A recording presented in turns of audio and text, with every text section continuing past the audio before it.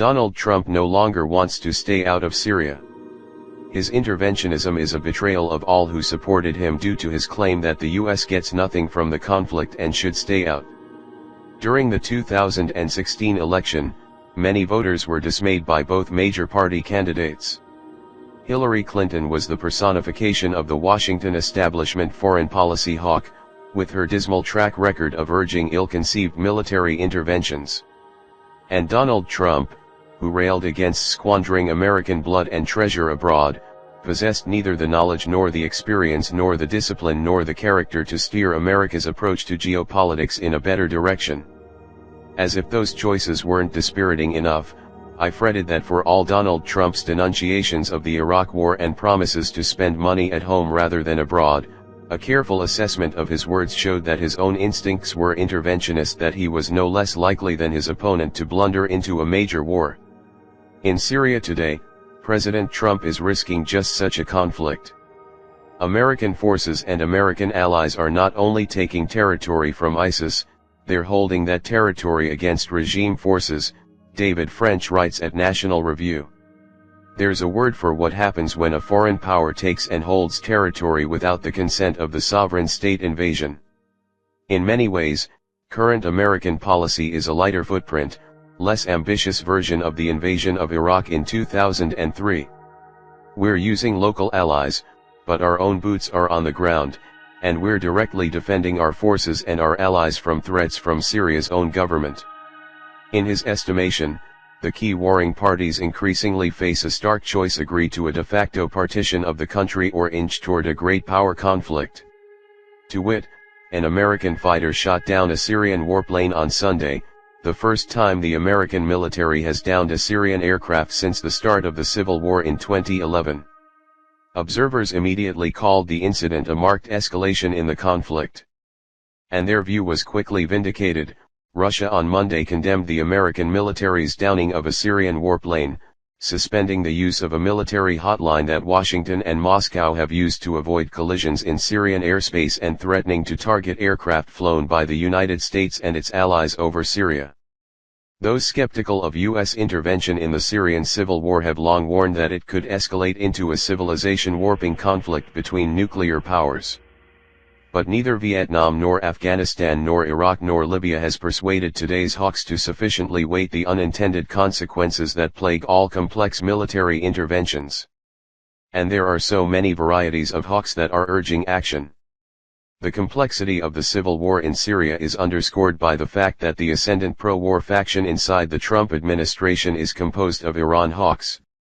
According to reporters Kate Brannon, Dan DeLuce and Paul McCleary at Just Security, antagonism toward Iran is causing two officials in the Trump White House to push for broadening the conflict, against the advice of officials at the Pentagon. Ezra Cohen-Watnick, the senior director for intelligence on the National Security Council, and Derek Harvey, the NSC's top Middle East advisor, want the United States to start going on the offensive in southern Syria. Their plans are making even traditional Iran hawks nervous, including Defense Secretary James Mattis, who has personally shot down their proposals more than once, the two sources said. Despite the more aggressive stance pushed by some White House officials, Mattis, military commanders, and top U.S. diplomats all oppose opening up a broader front against Iran and its proxies in southeastern Syria, viewing it as a risky move that could draw the United States into a dangerous confrontation with Iran, defense officials said. Such a clash could trigger retaliation against U.S. troops deployed in Iraq and Syria, where Tehran has armed thousands of Shiite militia fighters and deployed hundreds of Revolutionary Guard officers. Put another way, Iran hawks in the Trump White House want to broaden the conflict there in a manner that pits the U.S. against another country that also seeks the defeat of ISIS, the ostensible reason the U.S. is involved in Syria in the first place. Meanwhile, hawks in Iran are escalating that country's role in Syria. Iran announced Sunday the Iran Revolutionary Guards had launched ballistic missile strikes on Saturday against ISIS targets in Syria, dramatically escalating the country's role in the Syrian conflict. The mid-range ground-to-ground missiles targeted militants in eastern Syria in retaliation for the deadly terrorist attacks in Tehran earlier this month. The American public does not want a major intervention in Syria. There has never been a congressional vote authorizing U.S. military operations in Syria against anyone, and there has been scant debate over any of the goals that the U.S. claims to be pursuing there, Daniel Larison notes. The U.S. launches attacks inside Syria with no legal authority from the UN or Congress, and it strains credulity that any of these operations have anything to do with individual or collective self-defense.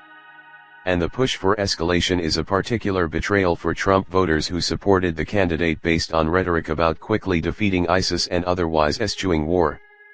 Here is what Trump had to say back when President Obama was contemplating a greater U.S. role in Syria: "What I am saying is stay out of Syria." Again, to our very foolish leader, do not attack Syria. If you do, many very bad things will happen, and from that fight the U.S. gets nothing.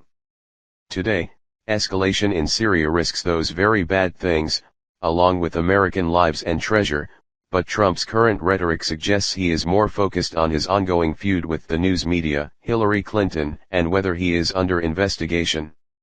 His approach carries all the risks of Washington establishment hawkery with none of the steadiness, experience, or discipline that helps to mitigate them. We're inching toward an outright invasion and extended occupation of northern Syria, French writes at National Review. All without congressional approval. All without meaningful public debate. Will Trump's base stand for this betrayal? So long as he is commander-in-chief, the U.S. will suffer from the worst qualities of the establishment and its antagonists. It is hard to imagine a president less fit to avoid catastrophe.